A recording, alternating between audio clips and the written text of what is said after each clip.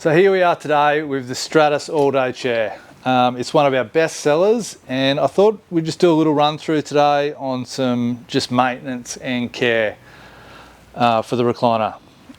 Like all outdoor equipment, you need to do some sort of maintenance every now and then. I mean, it has got all stainless steel fixings and bamboo armrests, but still when you're using it outdoors, on the beach, sun, sand, all that sort of thing, you just need to look after your gear, and then you'll get the most out of it for years to come.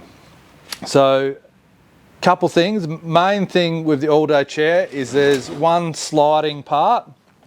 This black fitting here moves up and down that chair. If you've got a little dry sort of silicone spray like this, maybe every 3 or 4 times you use it, just give a little spray in there.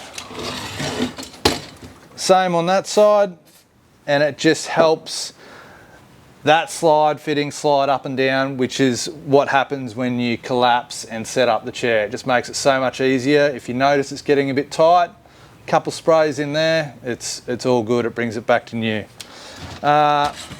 One of the other things, there's a couple bolts with nylocks on these chairs.